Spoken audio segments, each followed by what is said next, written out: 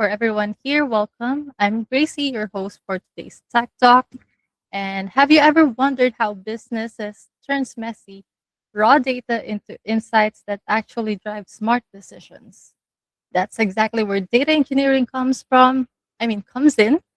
Today, Claire, senior data engineer at NeoGenomics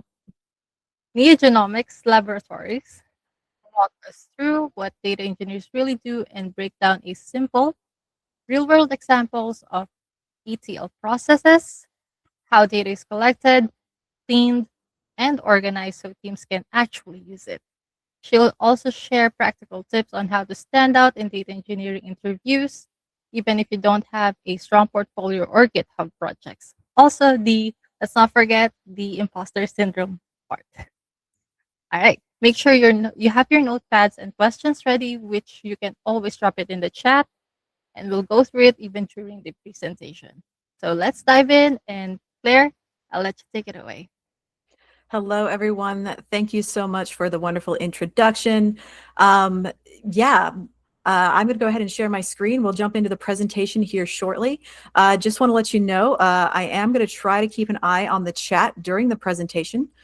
So that I can, maybe pick up on a few comments here and there, answer questions as they come. And then I'm planning to leave time after my presentation for the rest of the hour so that we can have a bit of a conversation, do some Q&A.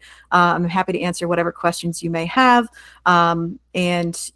Hopefully you find this interesting to learn more about the field of data engineering and why it is such a hot commodity right now. And I feel like it's a great field to get into. All right, I'm going to go ahead and share my screen. Oh, there was a question, will slide deck and recording be available afterward, driving for 20 more minutes? I believe that the recording will be definitely made available on the YouTube channel. From what I've been told, it will be made available to you. I can share the slides also if requested. All right. Going to get my screen shared here shortly. Okay.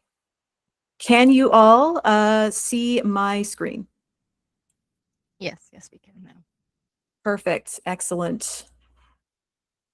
Okay, so this is Data Engineering 101. I'm really not going to get into a ton of detail in terms of like really specific processes or specific tools, because this is really just meant as an overall overview of what this field is, what it does, why it matters even more today than it did just a few years ago, and why I think it's a really cool place to be. So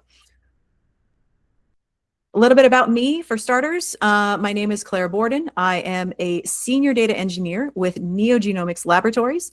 NeoGenomics is a cancer testing company. So they do cancer testing for hospitals all over the United States and in the UK. And their specialty is rare or unusual cancers. Anytime a patient comes into a hospital for cancer testing, getting samples, biopsies, that sort of thing, hospitals often outsource that testing to a laboratory that's run by NeoGenomics. NeoGenomics does the testing, gets the results, does the gene sequencing, all that fancy stuff, and then sends the sample back to the hospital, and then the doctor can diagnose the patient. Now, it's not just a closed loop between the patient, doctor, and hospital, however. If NeoGenomics does that testing, they then hold on to that data. And then that data is often used in aggregate. So in a big group, in a big clump, that data is often used to get insights into cancer research. So this company often partners with biotech companies, pharma companies to essentially help pioneer new cancer treatments and medicines. And that is all done through data. So we're going to talk a little bit more about how you can use data to get these types of insights a little bit later on. But that's just an example of how useful data is in the modern world, especially at scale, at an enterprise scale. All right, so NeoGenomics Laboratories. Personally, I have 12 years of experience in data analytics, database management, business intelligence, and data engineering. So I've worked in multiple different fields in the data space. And we're going to talk a little bit about some of the differences between some common roles in the data space. And you can kind of determine which one might be right for you if you're interested in this field. If you like data, it's a great field to be in. Also, something I really like to emphasize is that I don't have a computer science degree. I do have a college degree, but I did not learn to code until I graduated college, until after I had graduated college. I tried to take a coding class in college. It did not go well. I barely passed, and yeah, it was not a good time. So I only learned to code once I graduated, learned everything that I know on the job, and it's been very successful. So I really feel like, you know, anybody can learn this stuff. Anybody can learn to code, which you guys are realizing as you're going through this course. And I think that's one of my favorite things about this industry is that no matter your background, you can be successful in this industry. And yeah, I've worked in a variety of industries, health insurance, e-commerce, higher education, and now healthcare. All of those roles were in the data space. So every company now needs data. Every company needs to manage their data. Every company needs to get data from point A to point B. And that, as we'll discover, is the point of data engineering. So every company is a data company now, and that's the cool part. Outside of work, I'm also a certified Pilates instructor. That's what we were talking about. If some of you came in a little early, that's what we were talking about at the start. I teach Pilates classes. I teach Pilates classes at my local gym. Something important to remember as you're working in tech, you're often sitting down. You're often sitting very still at a computer for many hours. You need to stay active.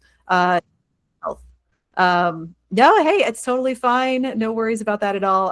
Hey, you got to stay healthy when you're working in tech. It's so easy to get injured just by sitting at your computer for too long. I also love science fiction. I like to go to sci-fi conventions. I love to cosplay, you know, as all sorts of characters.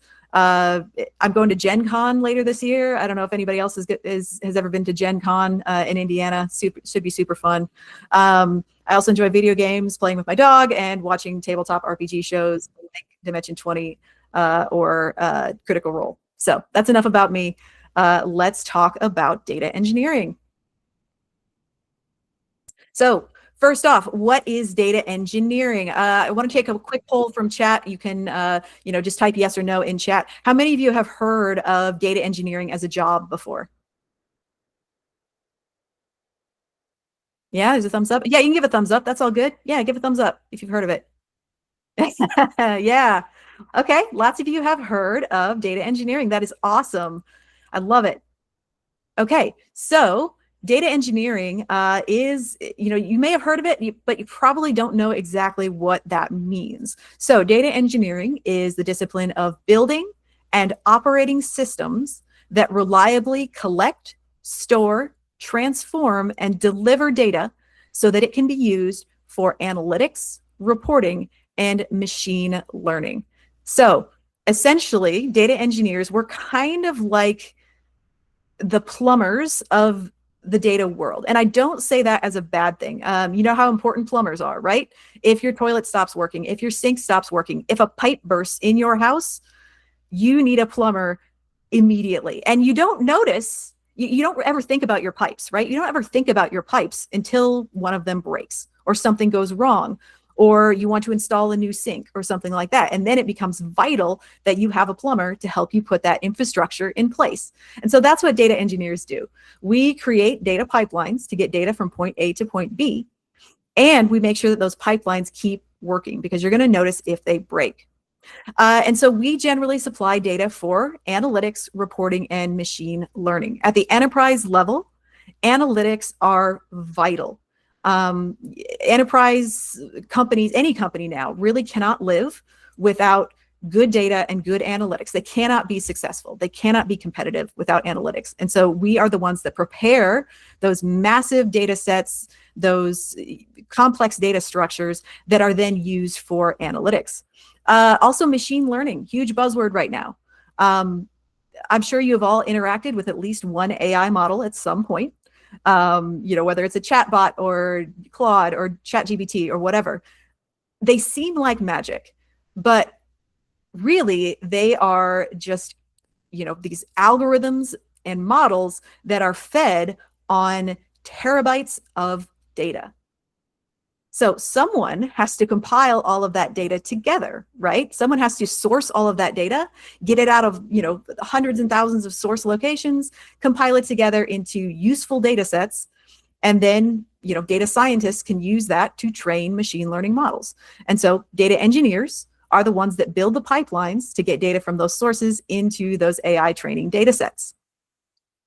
So what does it look like when I keep saying the word data pipeline, data pipe? What does that even mean? Essentially, it's just a pathway for data to get from point A to point B with transformations in between. As we'll talk about later, you often cannot take data directly out of a source system and serve it to a customer. You just can't do that. You can't take data directly out of a source system and serve it to a customer because it's not going to be usable. So generally, data engineers take data from a source, they ingest it into a pipeline, they store it in a data lake or a data warehouse. We'll talk more about that later. They transform the data to make it clean, to make it accurate, to make sure that it has the linkages and the fields that are necessary, and turn it into a usable model. And then they serve it to the customers. Now, our customers are generally internal. By that, I mean, it'll be like an internal department within the company, finance, HR, the machine learning team.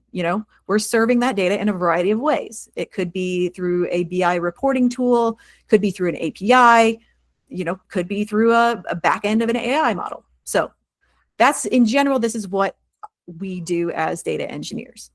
So let's look at more in depth about some of these steps. Oh, I gotta get my mouse back. There we go.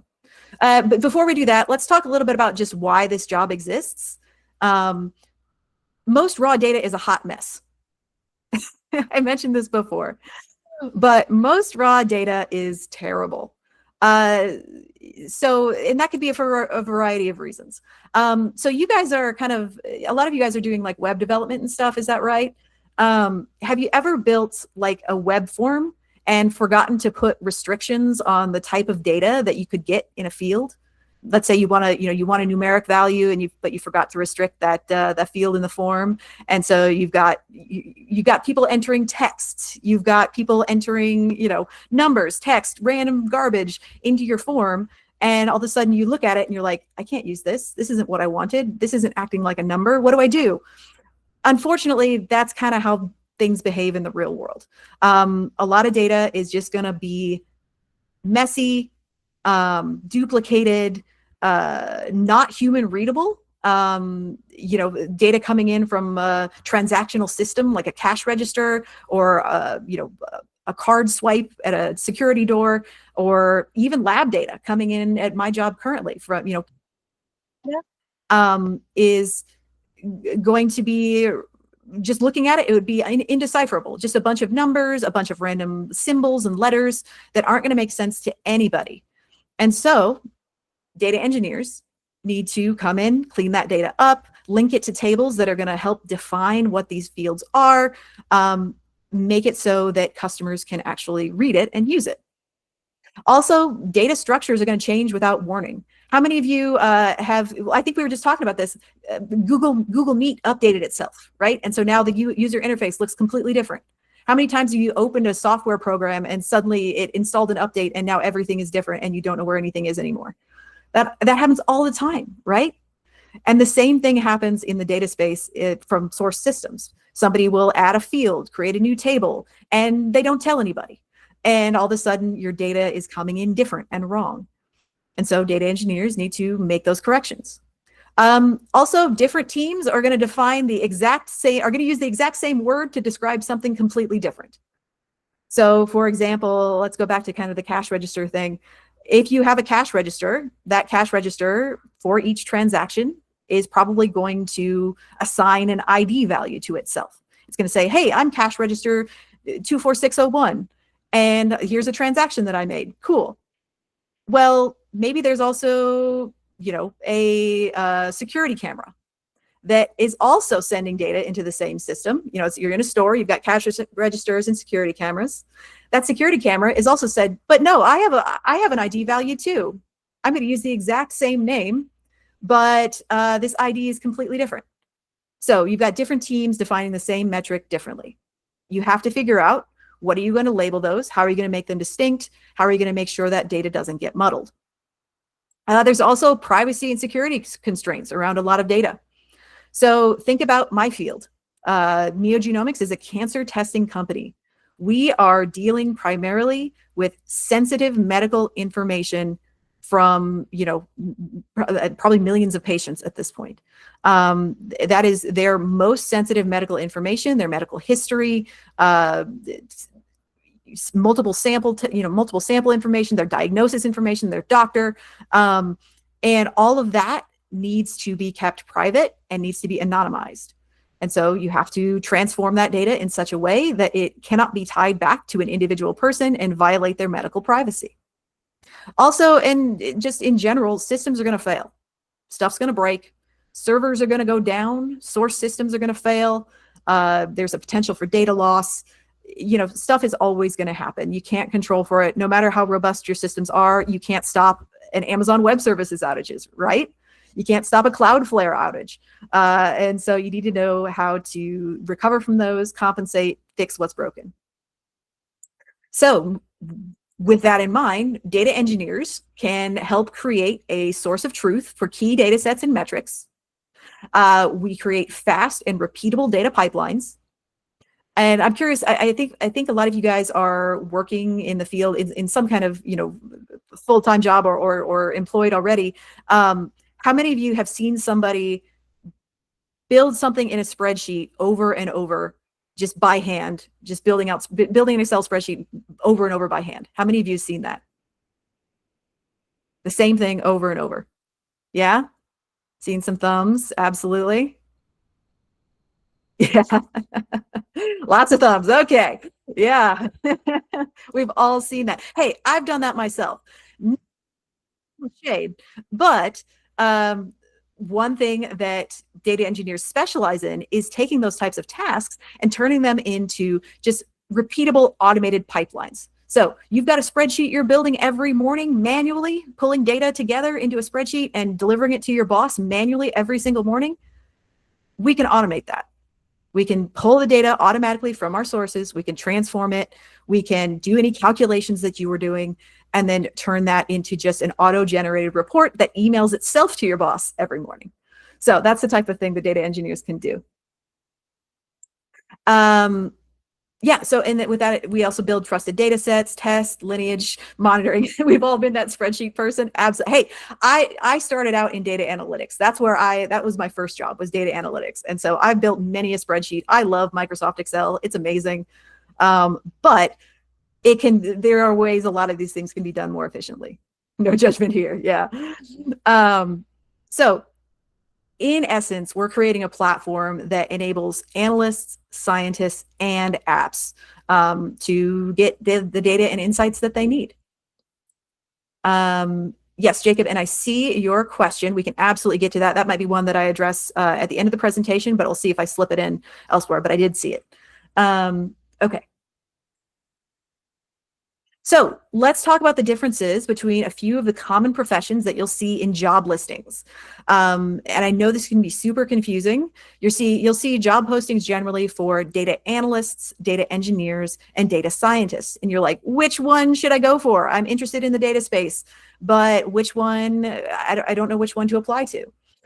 So data engineers, I've already talked about, right? We build pipelines and platforms. We are on the back end. We are on the back end of the back end. We are the plumbers. You often don't see our work. So if you're looking for, like, you know, big kudos and lots of recognition, probably not going to get it. You're only going to get recognized when things go wrong most of the time. So you got to be aware of that.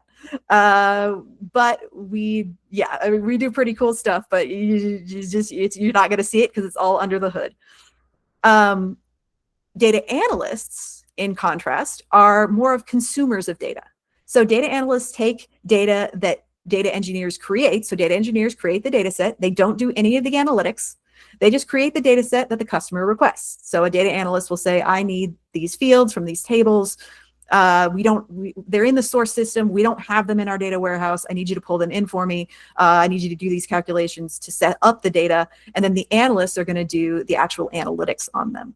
So analysts explore data and answer questions, usually questions from like business questions, strategic questions, like, can you give me a finance trend line for the last 5 years, right? They build pretty looking dashboards and reports using PowerPoint, Excel, Tableau, making things look nice for the executives. They define metrics and they find, sort of current business opportunities using the data sets that they have available. And then finally, you have data scientists. So data scientists are also consumers of data. They are using data that data engineers provide to them, but they are more predictive. So they're building models. They're using statistics to do experiments. They're measuring. They're sort of predicting the future a little bit. So it's less about answering current business questions and more about trying to predict future questions and modeling things for the future. They often also work with machine learning engineers to help train AI models. So if that's something you're interested in, data science might be the right place for you. They turn data into predictions. Data science often requires, a pretty strong specialization in statistics. So if that's something you're into, you could do that. I started out as a data analyst and then chose to transition into data engineering because I don't like statistics. So it was one of the two, and I chose data engineer, and I'm very happy there. But in reality, a lot of job postings are going to blur these lines. So you as a data engineer, you might be doing a little analytics. As a data analyst, you might occasionally have to build your own, data pipelines. So there's going to be a lot of blur and a lot of crossover, but in broad strokes, that's what these fields are. Okay. So let's talk a little bit about where data lives at the enterprise level. So specifically talking about enterprise level systems here. Curious, are you guys familiar with databases? I don't know exactly where you are at in your curriculum. Do you guys, have a familiarity with what a database is? Yeah, I'm seeing some thumbs. Okay, good. Yeah. So you know what a database is. Okay. Yeah. Oh, that's a great question. I'm going to go back to the previous slide because I want to answer this. So Mary says, what do data engineers do that software engineers do not? Yeah. And so I think the important thing to remember here is that a lot of these definitions are very loosey-goosey, right? There's really no strong definitions for a lot of these fields. And so I would say that data engineer is sort of like a kind of software engineer. In broad strokes, software engineer is a pretty broad umbrella. And I would say a lot of sort of specializations can fall under the category of software engineer. Now, I will say that under the strict definition, so data engineers often do not build applications like software engineers do. So software engineers are going to generally be more app focused, right? You're thinking about building software. You're thinking about building an application from the ground up, working on an application, whereas data engineers are more focused about building the types of systems or the types of pipelines that are going to move data around. So we're often not building applications from scratch. We are using existing software and tools to manipulate data in such a way that it is taken out of a source and provided to a customer. Yep. And as Jacob pointed out, they said, yeah, small and medium businesses, sometimes it's the same role, right? There's a lot of overlap here. So I think it's really important to understand the broad strokes of what each type of role is, but not to get too caught up on the definitions. It's more going to be about reading like the job description and seeing exactly what they're wanting from you. And that's going to kind of control like whether or not you want to apply for that role, right? If they're making you do everything, then maybe it's not the best fit. I don't know. You do you. Yes. So going back to databases, I love the description that Levi put in the chat there of what a database is. It is a big box where robot memories live. Absolutely. Perfect. No notes. Yes. Essentially, a database is, yeah, it's data storage, right? Now, at the enterprise level, you often have multiple databases together, working together.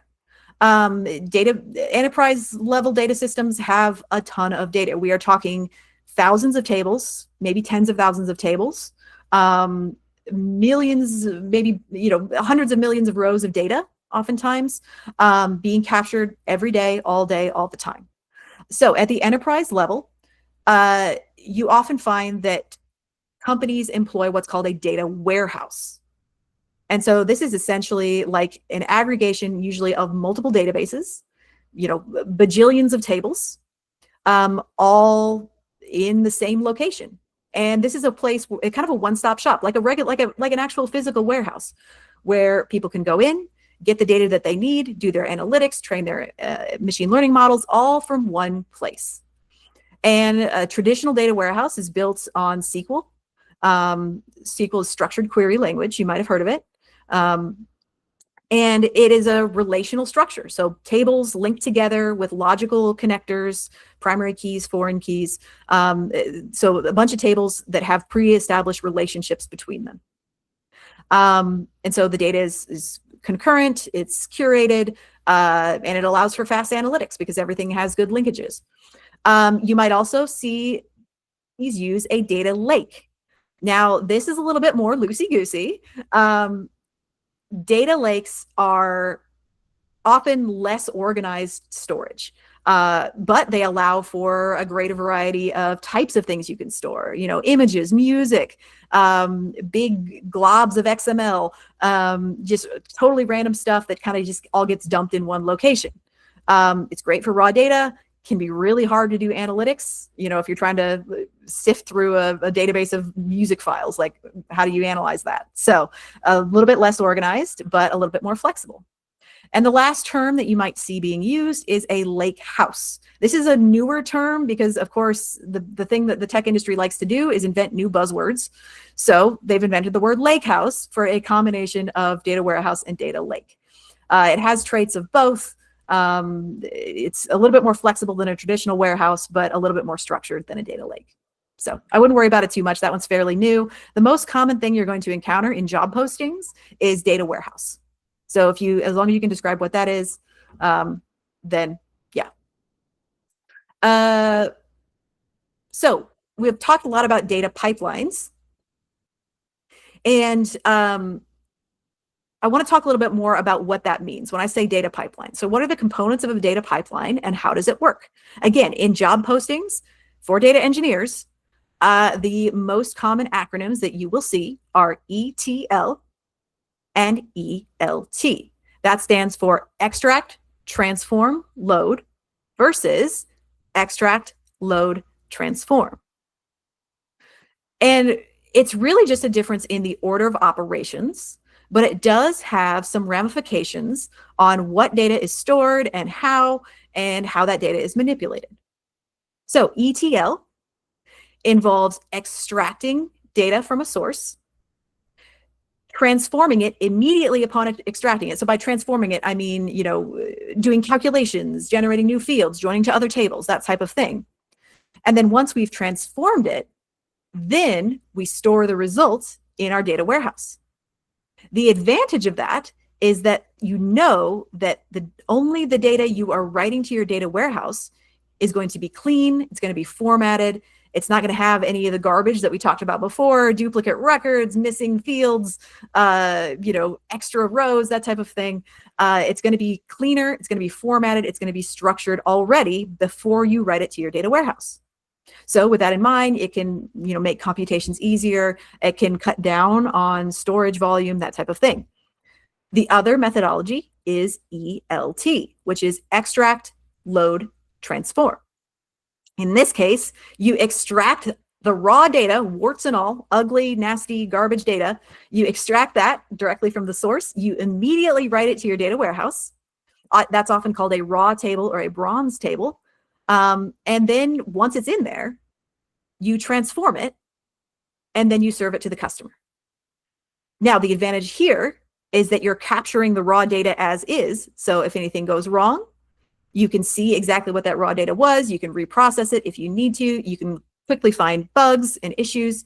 But of course, the disadvantage is that you're using a lot more storage for a lot of data that you're probably not even going to care about. All those duplicate records, extra fields, garbage data, you're storing it anyway. So every company is going to have a different thought process on this. So some job descriptions are going to ask for ETL, some are going to ask for ELT, and just keep in mind it's just more of a philosophy.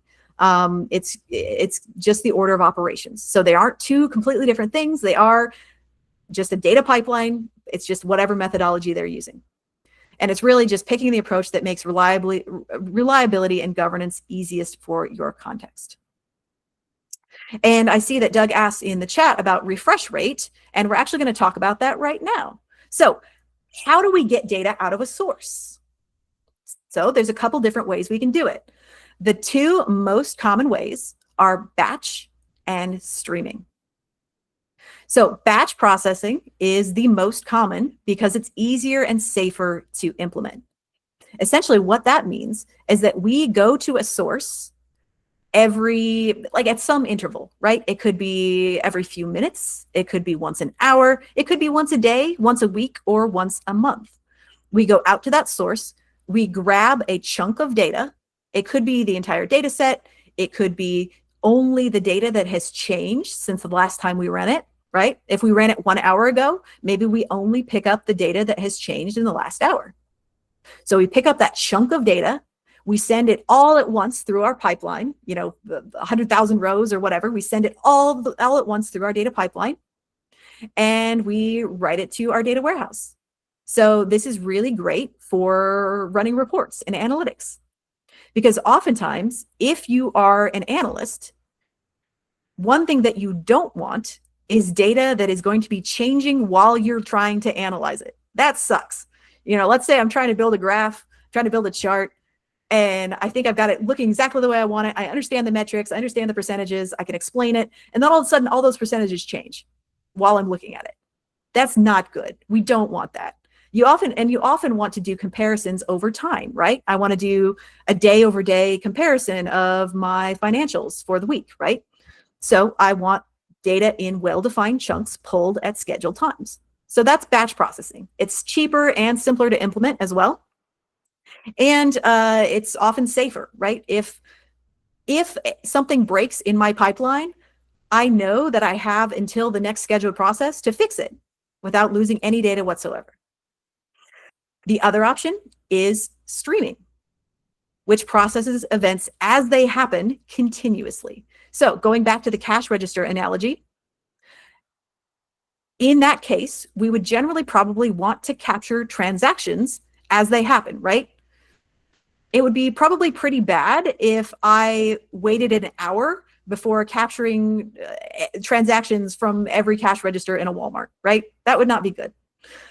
So in that case, each transaction is captured as it happens. It's processed individually through our data pipeline, the entire logical path, and written one record at a time into our database. Now, as you can imagine, that presents some challenges, right? Can you think of a challenge that would come from transactional streaming processing transactional transactions in a streaming manner?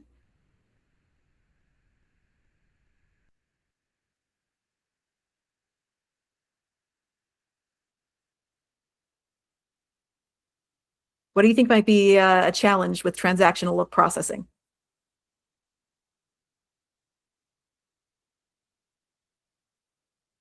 You could exceed your storage limits potentially. Yes. Yeah. Yeah. If you're constantly bringing in transactions and you have something fills up, you have a cache that's not getting cleared, something like that, absolutely could happen. Another thing is, yes, is your process stream fast enough? Yeah. Yeah, absolutely. If you're processing transactions live and one of your cloud services goes down, you are suddenly losing transactions, right? You are dropping data, especially with the cloud infrastructure like we have now. You're going to immediately start dropping data versus a scheduled process that you could simply maybe switch it off until you can start running the schedule again. So yeah, there's definitely risks associated with having real-time data. That's why you will find that many companies do mostly batch processing, which is a little bit of streaming. For really essential stuff. And even for NeoGenomics, we are capturing lab data all the time, but we do not use streaming processing. We have scheduled our most frequent schedule is every 5 minutes capturing data from our lab system because it just allows for greater control over those transactions. Yeah, bandwidth. Yep, process stream, bill, unexpected bill from a huge flood of transactions. Absolutely. Yep, those are all great. Yes, and Jacob, I do see your question as well. Yes, thank you. I will get to that. Absolutely, great question. So talking about skills, let's talk about skills. So one thing I'm not going to talk about here is specific software. Every company is going to have a different tech stack.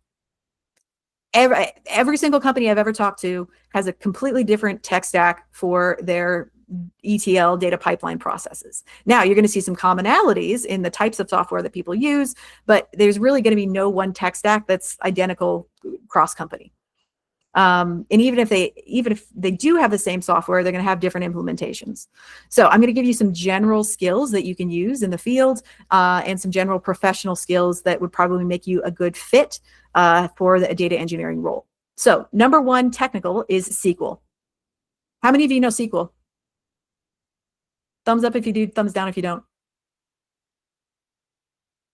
Oh, a lot of you. That's awesome. I love it.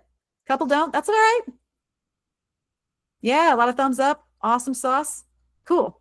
Yeah, SQL is absolutely a must-have for data engineering. The world runs on SQL, honestly. You might have heard of other database types like MongoDB or whatever, but the world runs on relational databases, which are run by SQL. So you need to know SQL and you need to know advanced SQL. So not just writing queries, you need to know how to create tables. So essentially, if we think of the CRUD acronym, create, read, update, delete, most people start out just learning how to read data with SQL. You need to know the create, update, and delete as well. So all those types of data manipulation techniques in SQL. So you need to know how to do joins, window functions, that type of thing. Now, you need to know some data structures and algorithms. Like I said, I don't have a CS degree, so I never had formal training in data structures and algorithms, but it can be useful for optimizing efficiency in processes. You should probably know at least one other scripting language. I think you guys are all covered there. I think you all are learning other languages as well. I would recommend Python. Python is great for data engineering. Some companies run their entire stack on Python. But I would say Python is the most. JavaScript is also useful in terms of working with APIs and that sort of thing. You should know about version control, how to do code reviews, that type of thing, pretty common. Also, knowing how to work a command line is useful as well. You are often going to be interfacing with the back end of products. You are not going to be working, you're not always going to have access to a user interface. So you should know how to work with command line, how to talk to a server via command line, that type of thing. And then also some cloud fundamentals. Like I mentioned, companies are moving from on-premises solutions to the cloud. So having a certain level of comfort with a cloud system or two will be helpful to put that on your resume in terms of saying, yes, I can work with cloud systems. And so aside from the technical skills, I would say even more important is your professional mindset. Regardless of the tools that you know, regardless of how many languages you know, how you conduct yourself and present yourself in an interview is going to be incredibly important. So a really valuable mindset that data engineers need to have is the ability to debug. So you need to have that debugging mindset.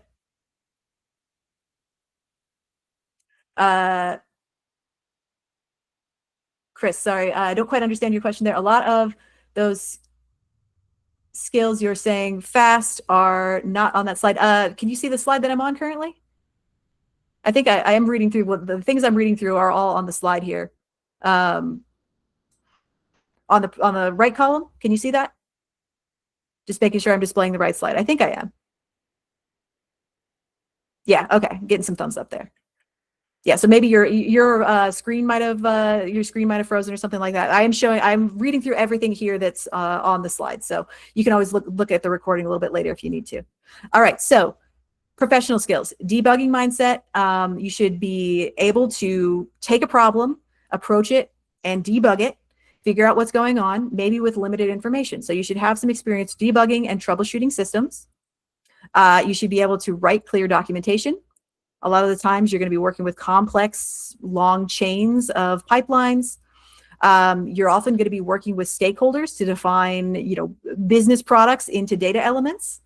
You should prioritize reliability over anything else. So it is really fun to be creative with code and come up with cool, fun, complex solutions in code, but that's often not what you do as a data engineer. You are not, often a lot of what I do is not writing new things. I am working on existing pipelines and adding new features, maintaining them, but there's not a ton of stuff that I do from scratch. A lot of it is maintenance. So you have to be okay with that. You should also thinking in data products as well. So thinking about, what is the big picture of what I'm trying to build? What are the elements that I need in order to build that data product and deliver it successfully to the customer?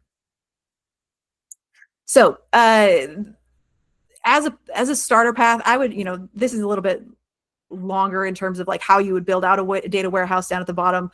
But I would say focusing on the skills in the technical and professional columns there at the top are what's going to get you, get your foot in the door there in terms of getting noticed for, if you can demonstrate those skills in an interview for an entry-level position, that is what's going to kind of get your foot in the door there and get people to notice you. All right. So let's do a quiz. Yay. Everybody loves a pop quiz, right? So mini exercise. Let's diagnose a broken data pipeline, shall we? So here's the scenario. You have built a pipeline that powers a revenue dashboard. So let's say you built a pipeline that powers, it's the back end for a revenue dashboard. The CEO or the CFO logs in and notices that the totals on the dashboard have dropped by 35% just today. So the CFO reaches out to somebody who reaches out to you and says, hey, the dashboard's looking weird today. So you check your pipelines, you check your monitoring software. Pipelines just show status of succeeded. So everything's green across the board. But the row count in the source table that powers this dashboard is way lower than usual. So what do you do first? Do you A, rerun the whole pipeline immediately? Do you B, check your freshness in terms of recency of data and row counts at each stage? C, do you ask finance which number is correct? Or D, do you ignore it and just say, dashboards are always noisy anyway? What do you guys think? A, B, C, D. Got some guesses for B. Yeah, love it. Yeah, seen a lot of B's. All right, perfect. Yes, that is the correct answer.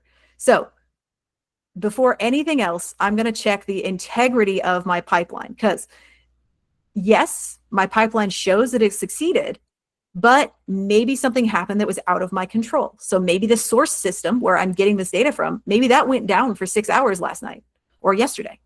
Nobody noticed. It just went down. It stopped transmitting data. So my pipeline kept working. It didn't ever fail, but I was transmitting zero data, nothing at all. And so that caused less data to get written in my data warehouse, and I lost records. So I would go back through my model all the way to the source system and say, oh, yep, looks like it didn't deliver, as many records as expected last night. Let me talk to the owner of that source system and figure out what went on and how we can recover those records. Doug says auto monitor, data flow monitor. Yes, but auto monitoring is not always going to catch everything. Maybe something is misconfigured. There can be all sorts of things that happen where you still need to go back and check your entire pipeline and not just necessarily trust what the monitor is telling you. So all sorts of things can happen. Yeah.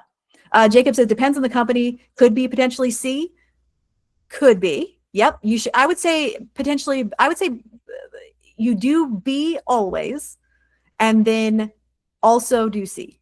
So B always, C is probably also a good idea. Just to be like, hey, finance, what do you think happened? You know, did anything weird happen yesterday that you did you take the system down and just not tell us? That happens too. All those sorts of things. Yeah. So great job. Everybody did awesome. Great job on the quiz. All right. That's it for my presentation. Um, I'm happy to take questions now. I think there were a couple that I kind of noted from the chat that I would love to answer. So I'm going to scroll back up, but feel free to put additional questions in the chat.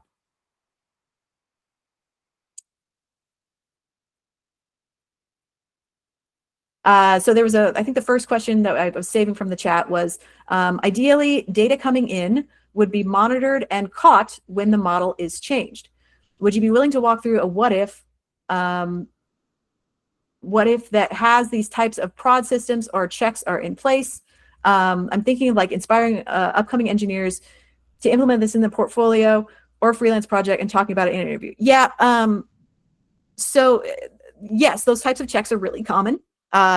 We call that a slowly changing dimension. That's a buzzword for you.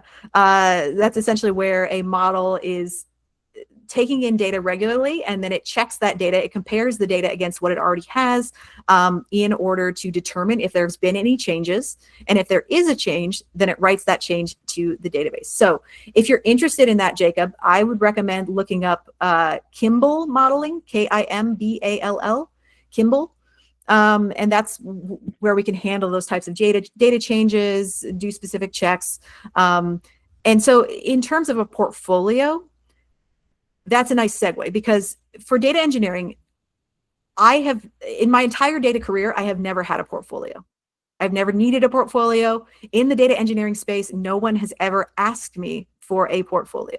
That's not to say it couldn't happen, but this is where the data space is a little bit different than maybe the like the web development front end type space. It's really hard to build a portfolio of data products. Now, that's not to say that you can't put projects where you have worked with data on your resume. You know, say like, hey, built a database for my app, whatever. Or proficient in SQL queries, writing DDL, DML, that type of thing. But in terms of a portfolio, I have never found that to be necessary in my career.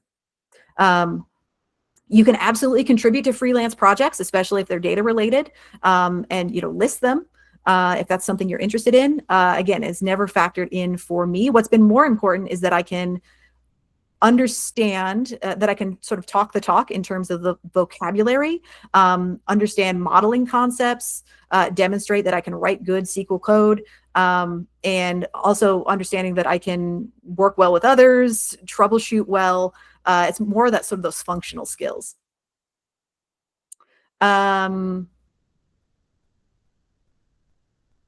Yeah, and I think that kind of relates to your second question, which was, what do you think people applying for DADE roles should work on more? Leak code type SQL queries, knowing dictionary terms, and never getting a term incorrect.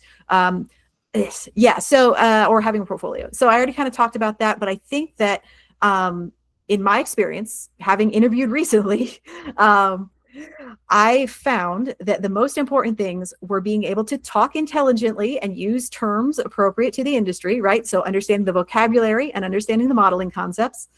And honestly, a lot of it is how you present yourself, right? So being confident in your skills. We talked a little bit about, touched a little bit on earlier about imposter syndrome, really trying to work past that and hype yourself up in an interview with skills that are relevant to the position. So taking the job description, mapping it to things you have done or worked on, no matter whether they're in, the tech field or not,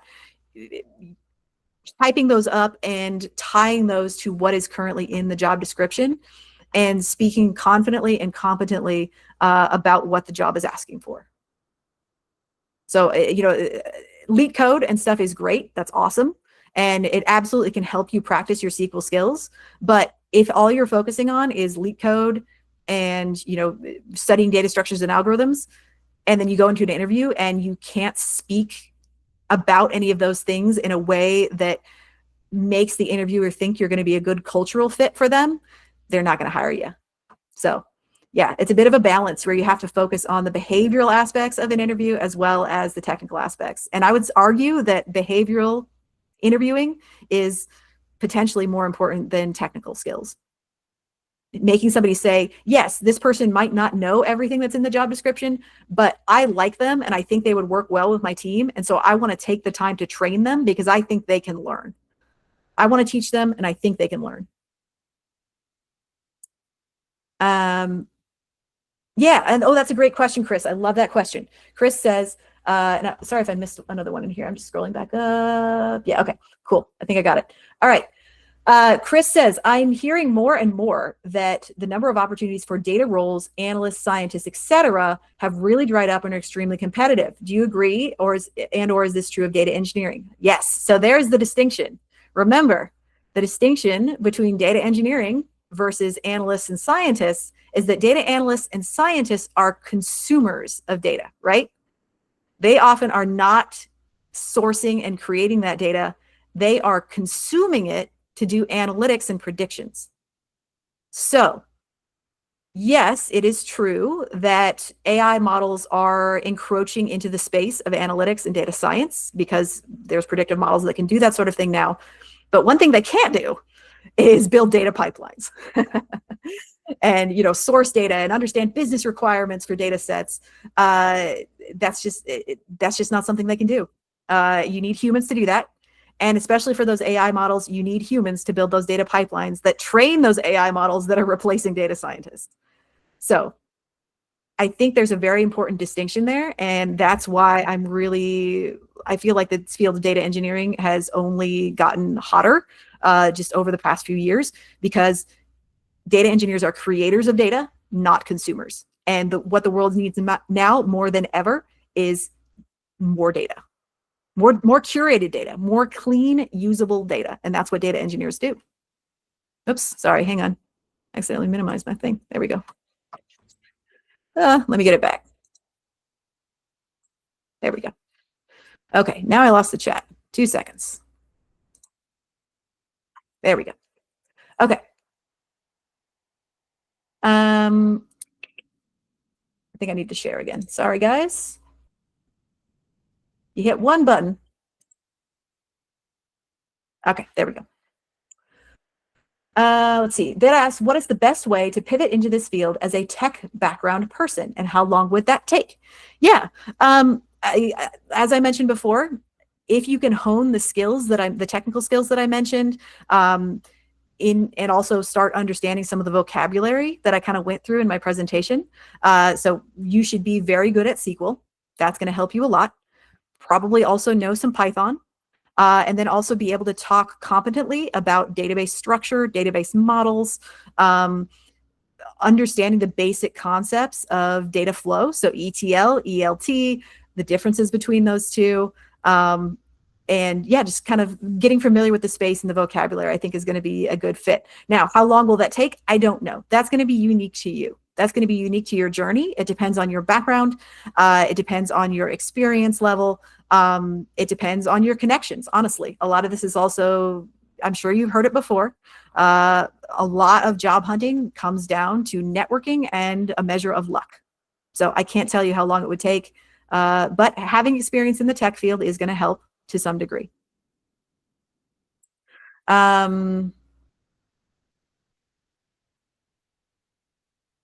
Yes, Jacob says, are you more of a are you more of a BDUF scoping everything out, or iterative design, 10 columns and go burr type person?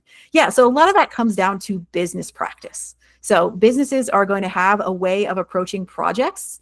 Many of them use agile methodologies, which have you all heard of agile? Yeah, some thumbs up there. Yeah. So there's a lot of agile methodology used in companies. And so that does lead to more iterative development in general. Now, me personally, if possible, I like to have a spec up front that is as complete as I can get it. So that means I've talked to the customer, or a business analyst has talked to the customer. There's a spec that has all the fields that I need laid out, because what that allows me to do is to build the most efficient pipeline given that I have all of the information, right? So if I build out a pipeline that's super efficient, and then all of a sudden the customer comes in and says, oh, I need you to do 3 more joins to all these other tables, suddenly that wrecks my efficiency, right? And so ideally would like to have everything up front. Realistically, that's often not possible, but you try to get as much as you can. Chris says, well, the role will be changing with AI. Absolutely. I believe it will be changing for the better. Again, AI models need more data faster. And the way they get that data is pipelines. And data engineers are the ones who build and maintain those pipelines. And the more pipelines there are, the more people you need to maintain them, the more data engineers you need. So again, this is my personal opinion, but from what I've seen, um, yeah, anytime a company needs to implement it wants to implement AI, especially homegrown internal AI, they are going to hire on a fleet of data engineers. For my current company, they're actually building out their internal AI infrastructure, building out a custom internal AI model for analytics to potentially replace analysts. But in order to do that, they hired me.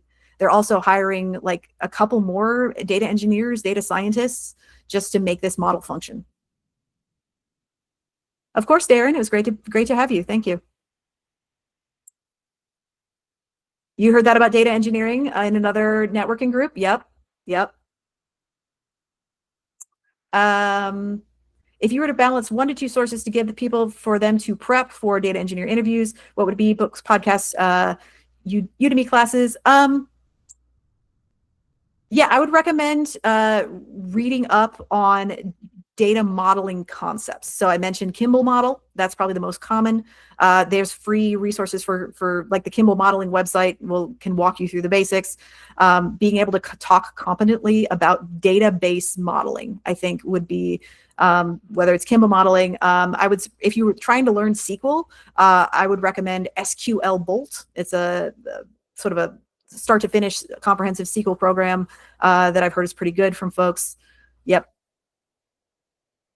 And really, in terms of the type of prep that you do for an interview, also I would recommend prepping behaviorally, honestly, more than anything else. Can you go into an interview confidently and make people like you? That's going to matter more than anything else. And I say this as someone who in the job that I got just fairly recently here, there was no technical component to my interview for a senior data engineer position. There was no technical component. Yes, they asked me about my past work, my projects, in a general sense, but I was not familiar with their technology stack. I had never used most of the tools that they have in their stack. I was already a data engineer, but I hadn't used their stack. And I went through like 4 rounds of interviews, and it was really mostly about cultural fit, my problem solving methodologies, and just how I related to the team, how I related to unfamiliar problems, how I interacted with others. There was no like coding challenge. That's just not something that I have actually ever encountered in any of the interviews that I've done. So your mileage may vary, but just saying, don't forget to focus on the behavioral aspect of these interviews. You said you would like to pivot. Chris says, I would like to pivot into healthcare tech role without a clinical background, similar position like yours. Any suggestions on how to do that? Yeah. You don't really have to have a background if you're in the data space, you don't necessarily have to have a background in that industry in order to go into that industry, right? I mentioned I worked in health insurance. I worked in e-commerce. I worked in higher education. All of those were pretty sharp pivots into a brand new industry. And it's more about the general concepts of data modeling, right? Because whether I'm modeling cancer testing data or, customer orders for t-shirts and mugs like I did at the e-commerce company, either way, the data models are going to be structured the same. Doesn't really matter what the data is. It's going to have a similar structure. Yeah. Besides confidence in knowing data modeling, a basic NIST SOC 2 awareness helps. Yeah. Again, I don't have any certification. I don't have any certifications or anything either. So again, just know being able to speak confidently about the space is what I recommend. Your mileage may vary. You choose what you would like to focus on, but I would say that uh, be don't try not to get too narrow in your focus or too technical in your focus. Make sure that you can go into an interview with confidence and speak about your personal accomplishments and how they relate to the job posting. That's what's going to get you far, no matter what industry you choose. Now, I know we're out of time and I want to be respectful, but I'm also happy to answer any additional questions that people might have. You can still drop the questions in the chat if you still have more. But I think for closing thing, I'm not sure if this was already answered. This is probably the last question for the day. Are there any tools or platforms that are essential for data engineers to know in today's industry? Yeah. So as I mentioned before, I would be cautious of focusing on specific tools and platforms because every company is going to have its own stack to some degree, right? They're going to have their own tech stack.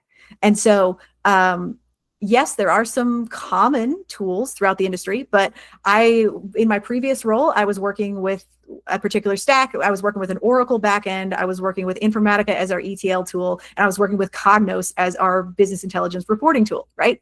So that was our stack. Then this company that I came to now, they have a SQL Server and Snowflake background, backend. They use Click Compose for their ETL tool. Their reporting tool is Tableau. So completely different stack, right? And every company is going to be a little bit different. So as I mentioned, in general, I would focus on SQL, Python skills, database modeling concepts, and just a general awareness of vocabulary from the field. Yep. And great question from Chris there. Can we connect with you on LinkedIn? Yes, yes. If you would like to, I've got my LinkedIn there. You can go ahead and connect. And yeah, I hope you found this presentation useful. Are there any final questions from anyone? I think that everyone's good right now. Okay, All right. I'm glad you found it. I hope you found it interesting. I try to make it as I know it's a complicated topic, right? It's a difficult thing to sort of get your head around if it's your first introduction to this field. But I hope I made it at least somewhat interesting, and maybe sparked some interest from you that maybe it might be the right field for you. So hope to see more people in the data space soon. All right. And that concludes our Friday's Tech Talk. Thank you for joining us for this week. And a huge thank you to our speaker, Claire. We'd love to have you back for another session in the future, maybe little tips on getting more or passing through data engineering or any data engineering positions, maybe in the future topics. Okay, fantastic. Yeah, I'd love to come back sometime. So yeah, have a great rest of your day, folks, and have a great weekend as well. All right, guys, be sure to keep a lookout for more live tech talks this month and for March. All event details are already posted on our meetup accounts, so don't forget to check it out and save your spot. See you guys next week, same time, same channel. And to answer Bay Grove's question, we will be posting the recording on our YouTube channel and keep a lookout by Monday.